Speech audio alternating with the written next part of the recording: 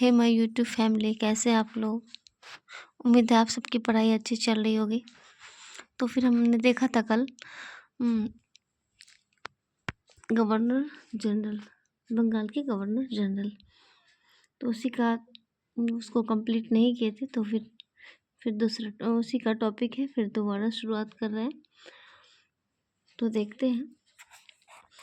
महाभियोग। हेस्टिंग्स भारत का एकमात्र गवर्नर जनरल था जिस पर बर्क महाभियोग का मुकदमा दायर किया। बर्क ने हेस्टिंग्स को चूहा और निबला, एक झूठा, बैलों का ठेकेदार और अन्याय का मुखिया इत्यादि संज्ञाओं से संबोधित किया। यह मुकदमा 1788 ईस्वी से 1795 ईस्वी तक चलता रहा, परंतु संसद ने उसे सभी दोषों से मुक्त कर दिया। तो चूहा और नेबला, वॉरेन हेस्टिंग्स को किसने कहा? वर्क ने कहा। और बैलों, उसके बाद एक झूठा, बैलों का ठेकेदार और अन्याय का मुखिया, इसको किसने कहा? वर्क ने कहा।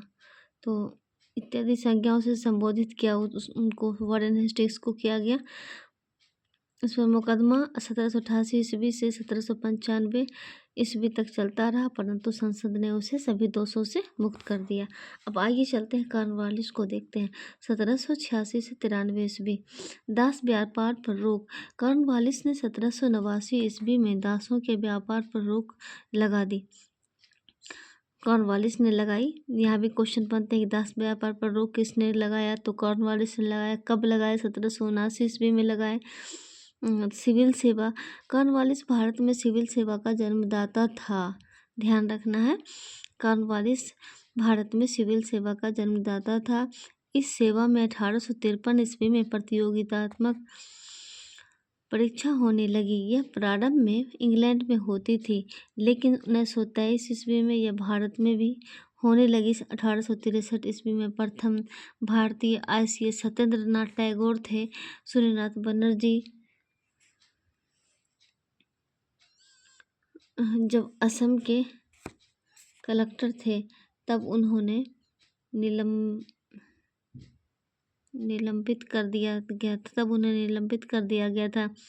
अरविंद घोष घोड़सवारी की परीक्षा पास नहीं कर सके थे, जबकि सुभाष चंद्र बोस ने परीक्षा पास करने के बावजूद त्याग पत्र दे दिया था।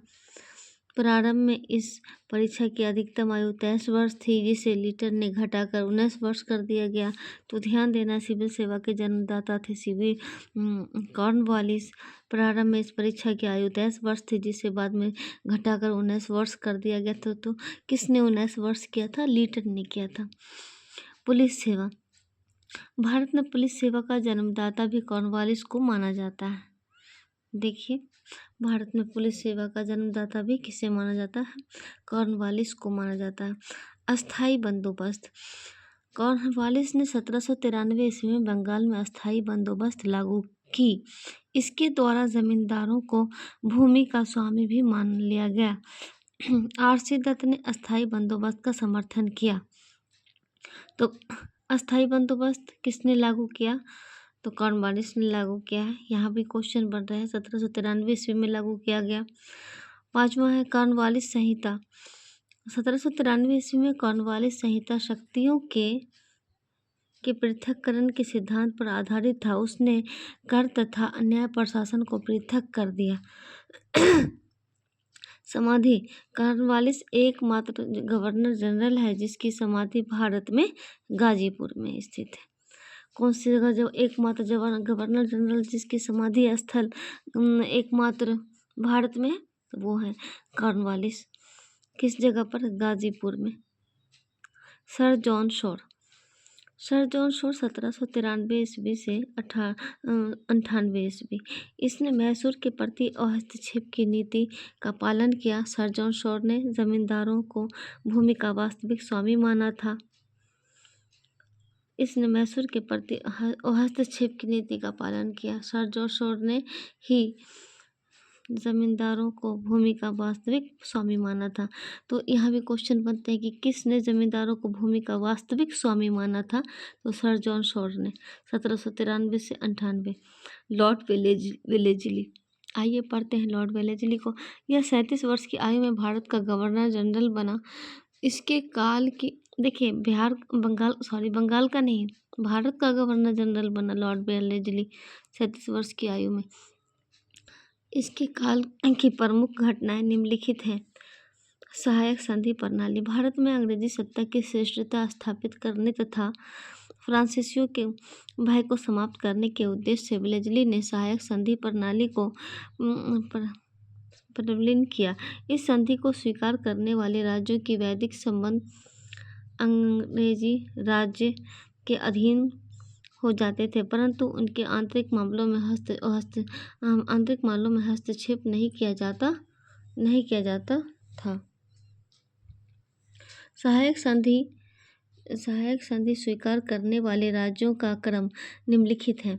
कौन कौन से राज्य हैं सहायक संधि स्वीकार करने वाले, उनके क्रम को आइए जान लेते हैं। हैदराबाद 1798, मैसूर 1799, तंजौर 1799, अवध 1801, पेशवा 1802, भोसले 1803, सिंधिया 1804 ईस्वी, जोधपुर, जयपुर, मछेरी, बूंदी तथा भरतपुर।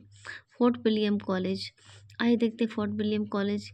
वेलेजली ने नागरिक सेवा में ICS भर्ती किए गए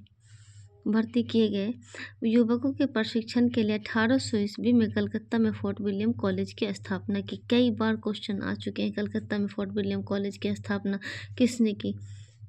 वेलेजली ने की। और कब की? 1800 ईस्वी में की।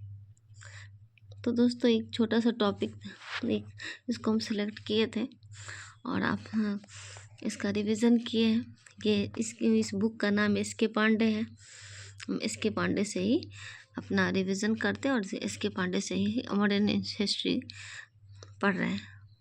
तो ये वीडियो कैसा लगा बताइएगा। Thank you.